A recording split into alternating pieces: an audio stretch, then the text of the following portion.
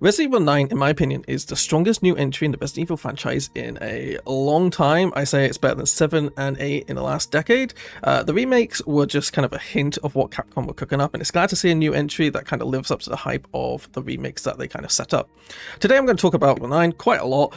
This might be like a half-an-hour video, but we're going to start off with a no spoiler section, so if you're avoiding spoilers for this game even, we'll start off with that, and then when I start to get into the spoiler stuff, you can dip out, that sort of thing.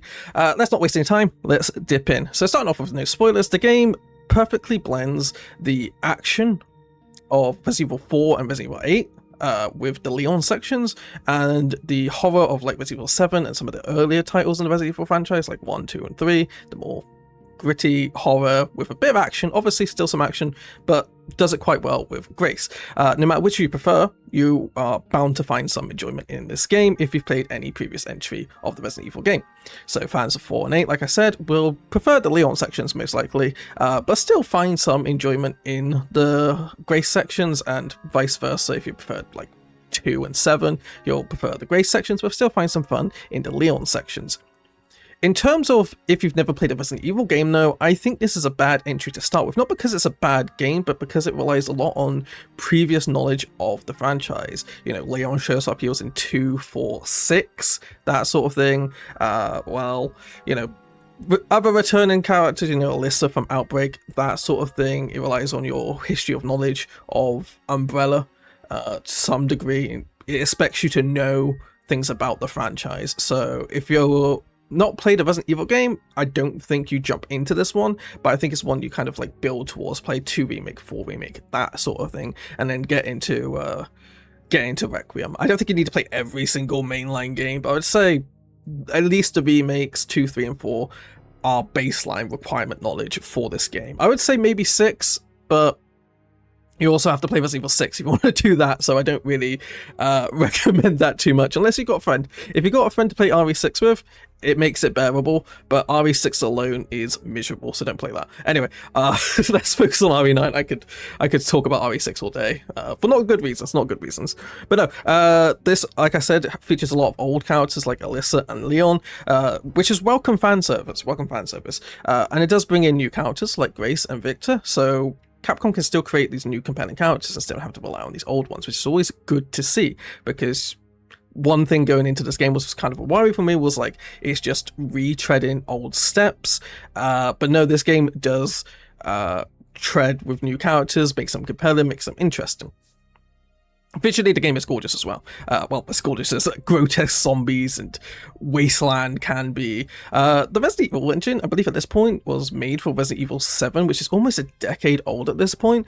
But there's still improvements being made to this game. The thing I noticed in RE9 mostly was the hair looking absolutely phenomenal. While it's recommended you play Grace into first person, when you play it in third person, you got the lighter, you can really see the lighting effects on the hair, and it's really good. There's plenty of options to mess around with. You got a lower NPC, you don't really need to worry too much about performance issues if you got a lower NPC, depending on what you class as a lower end, of course. If you're still running like, I don't know, a 960, what are you playing at this point? Minecraft at bloody 2 chunks render distance? But if you got a decent system, if you can run other games that have come out in the last few years at medium quality, this game's not going to struggle. You might even get away with high. I did have some performance issues. There's this long Leon section, not to go into too much details, and I've had some frame drops. I'm not really sure what was causing it. I might have just had my settings a bit too high for my system, because my system is a bit mid-tier. Just some slight issues here and there, frame dips, nothing too major, just something that was noticeable,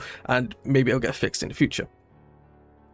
In the gameplay terms, greater sections do nail that classic horror feel. You got the limited resources, puzzles you got to work around with, limited inventory, so every pickup matters. You find yourself in situations where you don't have enough slots, so you're like, oh, I need to drop something or use something here, or you even need to run back to the item box. So you got that classic Resident Evil feel, which really works for me as somebody who really likes the tank control Resident Evil games. One of my favorite in the franchise is actually the original Resident Evil Director's Cut. For various reasons. I don't find it scary, but I really like the camp humor in it, and you do find some of that sort of humor here.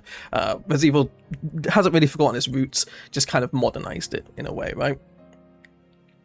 So yeah, with Grace, you find yourself in those situations where, you know, you've got a zombie in front of you. How do you deal with it? Do you kill it because you're going to be coming through this area a lot, so it's better to kill it now, get out of the way? Are you only going through this area once? Can you stagger it and then just run past it? Can you sneak by it? That sort of thing. And if you, once you beat the game for the first time, you unlock the hardest difficulty. Like most Resident Evil games, you don't really have access to that hardest difficulty until you beat the game once. If you go into that without any of the bonus stuff you get for completing the game, because once again, it's a Resident Evil game, you get some bonus stuff afterwards that make subsequent playthroughs easier, especially harder difficulties. If you do that, you really have to think, and that's not for everybody. You got those bonus options if you want to go through it a lot easier, and you probably get done very quickly. But if you really want one of those challenging ones, and if you're like me, basically a masochist, I highly recommend that. It was really fun to do that, having to go into each and every room, thinking about how do I get through this without dying, while getting what I need. Then on the flip side, you have Leon's gameplay, which kind of feels like a reward for making it through Grace's sections. You are an absolute beast as Leon. Instead of having to sneak your way through areas, avoiding combat, managing resources, you're just killing everything. You're just shotguns to the face, pistols to the back of the head. You really do not care too much about your resources. Obviously, you still do have the limited bullets and that sort of thing, but you get way more resources as Leon. You're also equipped with the Requiem and other guns as well. You know, these are really powerful guns. They're a bit more limited, especially the Requiem. It's, you know, you've got very limited ammo on that, but outside of that, you basically do not need to worry too much about ammo. You're always going to have at least something, assuming you're not missing every shot, obviously, give or take, you know. The game also borrows some systems from the Resident Evil 4 remake, so you have the ability to upgrade your guns, but you don't really have a mysterious merchant in this one, I'm afraid. Sorry to disappoint. And you do have a charm system, but instead of the charms being attached to the case and provide resources on craft and that sort of thing, they're attached to guns individually, like give like extra gun power, extra piercing, that sort of thing. So that's a nice system to borrow over as well. I really enjoyed that part, and it was really good to have. Without going into too many details, the story perfectly celebrates what Resident Evil has become over the last 30 years while preparing to push the franchise forward into a new era and new stories. It wasn't really any doubt that Capcom was going to be done with Resident Evil, especially after the success of the remakes, but it's good that they're thinking forward instead of being content on retreading the past. I'm expecting more remakes from this series as well. I'm expecting like 1, Code Veronica, maybe even 5 remake somewhere within the next 10 years, but it's glad to know they're not retreading the past. The story doesn't blow my mind, I will say that, no spoilers, but it satisfies, you know. If you're a diehard Resident Evil fan similar to me and played pretty much all the games, you kind of can work out what you are going to expect from this, and you will be correct, so it's not going to blow your mind, but you're going to be satisfied. Unfortunately, it is hard to go into more details while dipping our toes into spoiler territory. I don't want to kind of like retread what other people have kind of been over, I imagine, which I probably have done already, but it's fine. But if you're on the fence about this game, there's no real reason to be. If you're a Resident Evil fan, I feel like it'll be definitely remembered as one of the better games of 2026, maybe Game of the Year contender, depending on how the rest of the year goes, which is code word for does GTA 6 get delayed again, basically. I think it still might be on the list even if GTA 6 does come out, but we all know no matter how good or bad Grand Theft Auto 6 is, it is definitely just sweeping the Game Awards at the end of the year if it gets released this year. So yeah, and like I said before, if you haven't played a Resident Evil game before, do keep in mind that this is not a great entry point. I would say go play 2 and 4 remake at least, preferably 3 remake to get the full umbrella story. But if you're more willing, play through 1 to bloody 8 first. But I mean, there's some stinkers in there. There is some stinkers in there as well, so keep that in mind if you are new to the franchise. That is it for the no spoiler section. Going forward, we're going to be talking spoilers, so be careful. Right, let's get into the gritty details of the spoilers, and I kind of want to start with talking about Grace. I've seen a very small but vocal minority of people kind of hating on her, and kind of in an unjustified way. They complain about how, you know, scared she is, how shaky her voice is, and it's like she is a desk analyst for the FBI. She is way out of her depth. Like, yeah, she's FBI, but like she probably got basic training with a gun and that's it. Not like high level combat training. Definitely nothing to deal with BOWs. You know, this isn't the DSO. That's what Leon's compartment's about. The FBI is, you know, federal crimes, right? So it's like, why are you surprised that somebody who's also very introverted, kind of shut themselves away after their mother's death, is very scared and very out of their depth and very socially awkward as well, you know? Like, if you put yourself in that situation, you would be scared shitless as well. I would be, absolutely. And her voice actor, fucking phenomenal work, man. You feel that fear, you know? Like, if you told me that they actually scared the shit out of this poor voice actor, I would believe you, to be honest. And there's moments in the story where she pushes through that fear and anxiety and actually becomes courageous, specifically towards the end, you know, where she has to make that choice. She has to go against what Leon is telling her and use her own, you know, detective skills, let's call it, I guess, to come to the conclusion that Leon is actually mistaken and Elpis is a cure, not a weapon. Leon is Leon here, right? His voice actor, once again, amazing work. He's done amazing work in 2, 4, and that sort of thing. It's not the same as 6, it's not Matt Mercer. I'm pretty sure it's the same voice actor as 2 and 4. Correct me if I'm wrong on that one. Just this time, you know, he's gone from the young, rookie, fresh face, excited to and then pushed into a terrible situation, you know, to the experienced but still, you know, learning sort of guy in RE4, to this sort of worn out, you know, veteran in RE9. You know, he's old, he's kind of seen everything. There's like a scene, it's in the church or chapel, wherever it is, and like he just hands Grace Emily and just shoots the zombie twice, and he just doesn't care. He does it so nonchalant, you know. And then Grace is like, whenever she's trying to shoot a zombie, it takes so many shots. She's so nervous about it, even in cutscenes. I think there's a couple cutscenes where she shoots a zombie. Not many though, not many. Most of them she's avoiding enemies. The story very much intertwines Grace's and Leon's story pretty perfectly, if you ask me. You have a few short sections where you've got the tutorial of Grace and Leon to introduce the mechanics, the story, that sort of thing. Then you got the long section in the care home. This section is horrifying. You know, you got the girl in the first section chasing you down, and you're hiding around corners and that sort of thing, which is, you know, really scary. It kind of reminds me of, you know, being hunted down in previous games. So, you know, Mr. X in RE2 doesn't really stay around as long as Mr. X does in RE2, which is slightly disappointing. But during the next section, you got like the chef from the kitchen wandering the halls. You know, you got the blister heads, which are references to Crimson Heads in RE1 remake, which is awesome. Chunk also running around the other hall, so you're never really not being hunted by something, let alone the normal zombies. And you got all the puzzles. The puzzles are good as well. There's not really as many as I would have hoped. The main puzzles are the boxes, really, right? And like one of them you don't even have to do because it's the Braille one, and to be honest, you could have probably gassed instead of putting Emily in danger. I'm gonna be honest. Like, she didn't have to put Emily in danger on that one, let's be real here. And it's very easy to feel overwhelmed in that section, but you kind of want to feel overwhelmed, if you ask me. Feeling overwhelmed kind of puts you in the shoes of Grace in this situation. You know, it's a situation where she's completely unprepared. You are probably mostly unprepared, similar to her, because, you know, you haven't seen this game before. You might have some hints based on previous RE entries if you played them, but, you know, you're still mostly unprepared. You know, it forces you to take things slowly, think things through, and learn how enemies work, because there's like roaming enemies where, you know, they have certain paths, certain behaviors. You know, you got the glass bottles to like scare them away.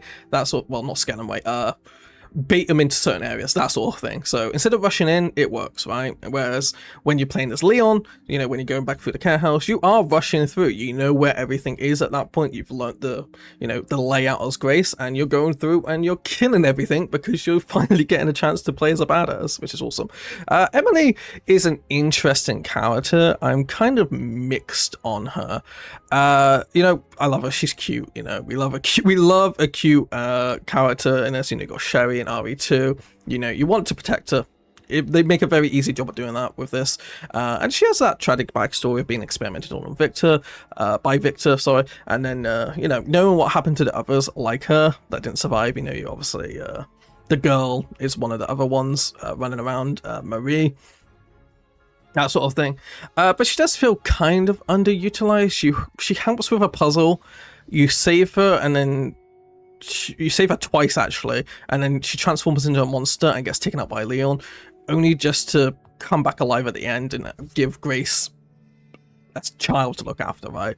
It feels a bit out of nowhere. I guess it's fine. I don't think it's a major issue, but it's like, I don't think they plan to use Grace again, because having Emily's death on her shoulder would have kind of propelled her forward, but where, she's taking care of Emily, feels more like she's just gonna, look after Emily, keep working at the FBI as a desk analyst, and not really have a place in the franchise in the future, which I think is perfectly fine. A lot of people want a lot of return of characters like Sheva and that sort of thing, but I don't think it's necessary for every character to have to be outside their story. Like, I don't know if it's a controversial opinion, but I think Sheva's story is kind of finished in RE5, and if I'm going to be honest, I think Sheva's story is kind of done halfway through RE5. Like, the first half of RE5 is Sheva's sort of story and that sort of thing, but then the second half is mostly Chris and Wesker in RE5. So I feel like this desire to have all the characters return when they don't really have a need to is kind of weird in the franchise, and I feel like Grace is going to become one of those where people are like, where's Grace, it's like, she's looking after Emily and working her job, there's nothing to do there, and I think that's fine. I don't hate it because specifically because Leon and Grace kind of have this juxtaposition of where, Leon is somebody who's haunted by the past, haunted by the people he couldn't save, all the people of Raccoon City, some in RE4, RE6, he's gone through this so many times where he hasn't been able to save people. And Grace is kind of like the opposite. She did save, the one person she wanted to save, and technically Leon as well. She doesn't have to go into the future with this burden of Emily and Leon's death on her shoulder. And that's kind of, if you've got the bad ending, if you've seen the bad ending, that's kind of what she has to deal with, the Leon's and Emily's death on her shoulder. Whereas, in the good canon ending, I don't know if there's any debate about which ending is canon, but it's pretty clearly the good one. She goes forward, with no burdens on her shoulder, the mystery of her mother's death solved. She saved the two, Leon and Emily, like I said. It's kind of like juxtaposition, right?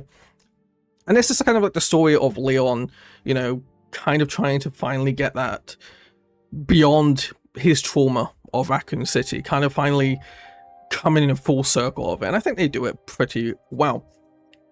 There are some things I don't like, though. I really don't like how they handle second plus playthroughs in this. Instead of having like a true new game plus, they have this like weird system where unlocks are available sooner and you don't really get a choice. It's like the box is available from the moment in Renwood instead of being like when you get to the BSAA camp. Well, while most of this is beneficial, it definitely helps with second playthroughs, there's no option to turn this off for any true new game. So this obviously makes issues for speed running, to have a fresh new save, that sort of thing. If you want to like, I don't know, maybe share the game with a friend and on the same account. Usually you can make multiple accounts these days, but maybe it's not a Steam account. I don't know. I want to judge. The option should be there. You can ignore it if you really want to, but kind of leaves you at a disadvantage because, especially in the Leon sections, you pick up guns throughout the story in cutscenes, and during second plus playthroughs, you don't actually pick them up. Like, the cutscene's still there, and then the gun's not in your inventory. You have to go buy it. So unless you want to do that, it's kind of a bit annoying to do, if you ask me. I'm not really sure what the intent for the system is, because games like RE8, RE4 Remake have perfectly functional New Game Plus systems, and it feels like they tried to reinvent the wheel with this and kind of just fell flat, but it's a minor issue, right? Maybe there are other options later down the line. Another thing that leaves a kind of a distaste in my mouth is the handling of some characters, and this is more of a bigger point than the last one, right? Like, for a disease that is affecting Raccoon City survivors, so little is mentioned about the people that don't appear in this game, You got Leon and Sherry mentioned, and that's about it. You know, like they don't even mention Xeno, who's clearly affected by the disease. Nothing's mentioned about that at all. You know, Jill, I can understand, right? She got cured by the T virus. She got antibodies against it, and that's why she was useful to rescue in RE5. But there's so many others that could have been mentioned just in passing. You know, Carlos, Ada, Claire. The like 8 something other characters from Outbreak that aren't Alyssa. You know, a quick line from Sherry, a mention in the document you get as Grace or Leon would have been nice. You know, like there's plenty of opportunities to mention them without having to bring them into the game. Because, you know, don't get me wrong, I didn't really actually want them to appear. As much as I love a lot of these characters, especially like, you know, Ada, big Ada fan, sorry, I know, very stereotypical. Ada and Leon, your favorite Resident Evil protagonist? Who could have guessed? Guess who's my favorite villain? It's actually Wesker. It just could have been nice to seen them mentioned, you know? If they did appear, I feel like it would have been too overwhelming. There was this good balance with Leon as the fan service character and Grace as the new character to, you know, as a sort of celebration without having to, you know, focus entirely on the past. Any more old characters showing up would have just made it so they took up too much time. It felt like they either didn't get enough screen time to make their particular fans happy, or extended the story so that it felt like it went on for too long. Because I feel like the game is at its perfect length. It's about 15 hours full length. It will tell you about 10 hours in game, but you know, few deaths, cutscenes don't really count that too much, so you got about 15 hours of gameplay. It's really nice. I really liked it. I feel like the only character that should have maybe shown up was Chris, who should have shown up at the end instead of just his squad. Like, why is his squad there but not him, you know? But there is plans for a story DLC. Maybe some of them will show up there. Maybe it'll be like a Chris and Ada DLC. You know, I feel like they might do the whole 2 characters thing again, but maybe in a different way, because if they bring back old characters, they're probably not going to do the horror aspect as much. But who knows? We'll see what they decide to do. Another character I feel is sort of wasted is Xeno. He's a clear tongue-in-cheek reference to Wesker without actually having to revive Wesker, which is a good thing. I did say in some of my previous videos, like, I wouldn't say no to Wesker coming back, but I feel like it would be kind of a bad thing to say, hey, he survived this volcano. How? Meh, who knows? But it doesn't really do much. His whole purpose is to kind of take Grace to Elpis to try and get her to open up the password, and then either die in the good ending, or kill Leon and then die in the bad ending. He doesn't really do much, and you don't really get told anything about him. He's clearly got Wesker's powers, but who is he? Is he a Wesker clone? Is he someone who injected himself with the same virus as a Wesker? Why has he also got the Raccoon Survivor Syndrome? Maybe I missed it in a file. I don't remember there being a file that explains any of this, because I read all of them, but maybe I just skimmed over it too much. Who knows? I don't like to skim too much, but sometimes it happens, you know? But he's not even a boss in the bad ending. I thought he'd be a boss in the bad ending, you know? Have the 2 different bosses, but like the bad ending kind of feels like it's tacked on just an excuse to kill. It just feels like an excuse to kill Leon for the people who was like, they're gonna kill Leon, and be like, haha, you picked the wrong ending, bad news. Which is disappointing. I'm hoping he shows up in some sort of a prequel or side game, because he was very underutilized and it was very interesting to me, you know? Like, maybe it's just my Wesker bias because I love Wesker, but like, he could have been used more here. I feel like he could have been explained at least, you know? These are minor complaints in the overall of the game, and I'm honestly not surprised with some of them. With Capcom's track record, making characters and not doing much for them is a Resident Evil classic at this point. Like, where's Alex Wesker? Come on, she took over Natalie, and they haven't done anything in, what, 6 years? I think that game came out in, like, 2016, so actually 10 years. Oh my god, it's been 10 years.